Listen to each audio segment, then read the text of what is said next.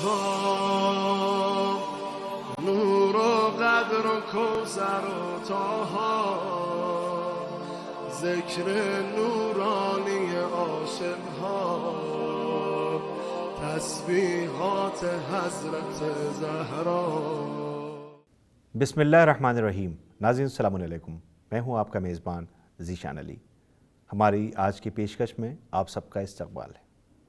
آج ہم ذکر کریں گے معصومہ عالم، شہزادی کونین، پیغمبر اکرم صلی اللہ علیہ وآلہ وسلم کی اکلوتی بیٹی جناب فاطمہ زہرا سلام اللہ علیہ کا۔ آپ کی زندگی عالم انسانیت کے لیے نمونۂ عمل ہے، مشعل راہ ہے۔ ناظرین، جناب فاطمہ زہرا سلام اللہ علیہ کی وہ مقدس ذات جو ابیہا ہونے کے ساتھ ساتھ ائمہ معصومین علیہ السلام کی ماں بھی ہیں، یہ وہ عظیم ذات ہے کہ تمام ائمہ طاہرین علیہ السلام آپ پر فخر کرتے ہیں۔ جی ہاں، اور کیوں نہ کریں، اس لیے کہ سردار جنت کی جنت ان کے قدموں میں ہے۔ جناب فاطمہ زہرا سلام اللہ علیہ کی ذات وہ ذات ہے کہ جن کی مرضی رسول کی مرضی ہے اور رسول کی مرضی خدا کی مرضی ہے۔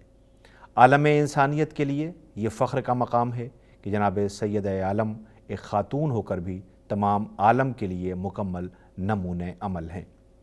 اگر جناب فاطمہ زہرا سلام اللہ علیہ کی زندگی گزارنے کے طریقوں کو دیکھا جائے تو آپ نے عورت کے 3 کردار یعنی تینوں کرداروں کو ایسا پیش کیا ہے کہ جس کی کوئی مثال نہیں ملتی۔ اگر قرآن مجید میں والدین کے ساتھ احسان کرنے کا حکم ہے تو بحیثیت بیٹی آپ نے باپ کی ایسی خدمت کی کہ آپ کا لقب ابیہا ہو گیا۔ رسول کی بیٹی حضرت فاطمہ زہرا سلام اللہ علیہ نے شادی کے بعد جس نظام زندگی کا نمونہ پیش کیا وہ خواتین عالم کے لیے ایک مثالی حیثیت رکھتا ہے۔ شادی کے بعد آپ گھر کے سارے کام خود کیا کرتی تھیں۔ گھر کے کاموں کو انجام دینے کے ساتھ آپ عبادت الہی بھی انجام دیتیں۔ آپ نماز شب میں اس قدر کھڑی رہتیں کہ پیروں پر ورم آ جاتا تھا۔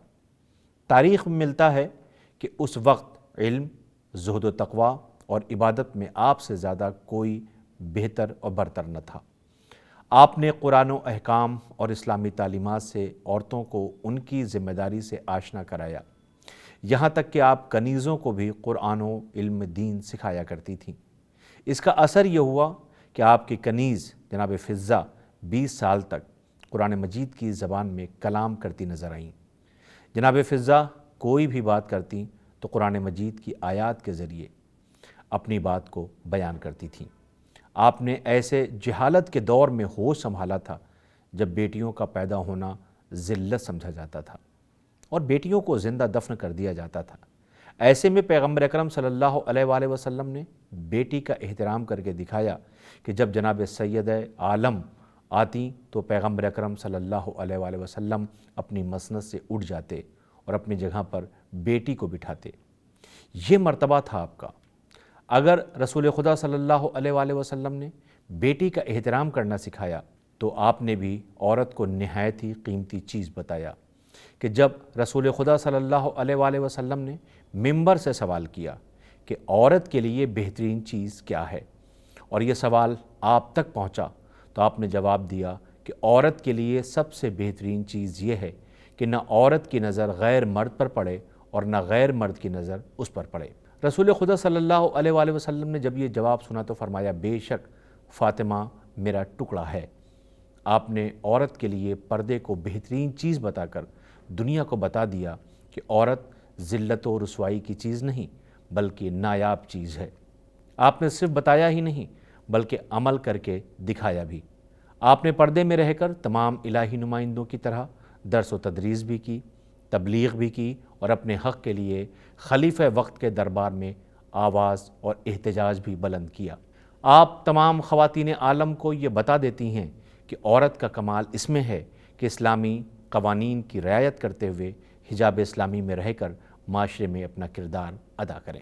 پڑوسیوں کے حقوق کے حوالے سے بھی جناب فاطمہ زہرا سلام اللہ علیہ کی شخصیت ہمارے لیے مشعل راہ ہے۔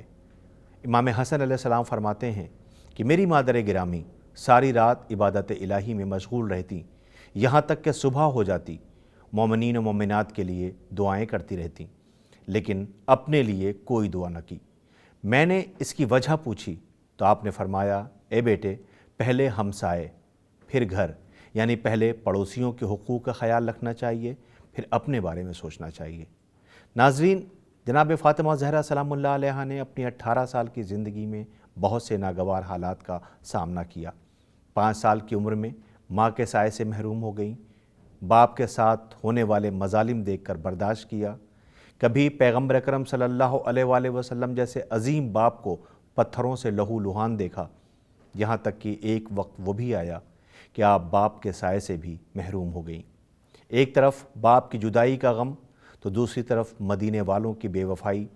رسول خدا صلی اللہ علیہ وآلہ وسلم کی وفات کے بعد امت نے ایسا اجر رسالت ادا کیا کہ دروازے پر آگ لگا دی گئی اور جلتا ہوا دروازہ رسول کی بیٹی پر گرا دیا گیا۔ رسول خدا کی بیٹی جب تک زندہ رہیں تو حالت یہ تھی کہ 18 برس کی عمر میں ایک ضعیفہ نظر آتی تھیں، سر بال سفید ہو گئے، کمر جھک گئی، ہاتھوں میں عصا کا سہارا لیے یہ مرثیہ پڑھتی رہتی، اے بابا مجھ پر اتنے مصائب پڑے کہ اگر دنوں پر پڑھتے تو وہ سیاہ راحت میں تبدیل ہو جاتے، اور اگر پہاڑوں پر پڑھتے تو پہاڑ ریزہ ریزہ ہو جاتے۔ اور پھر وہ قیامت خیز دن بھی آ گیا کہ جب سید عالم اس حالت میں اس دنیا سے رخصت ہو گئیں۔ رات کی تاریکی میں کچھ خاص لوگوں کی موجودگی میں آپ کا جنازہ اٹھایا گیا اور آپ کو جنت البقیع میں دفن کیا گیا۔ آج بھی آپ کی قبر جنت البقیع میں ہے، مگر افسوس، صد افسوس کہ آپ کی مظلومیت کی یہ انتہا ہے کہ آج بھی آپ کی قبر بے سایہ ہے اور قبر پر کوئی چراغ بھی نہیں ہے۔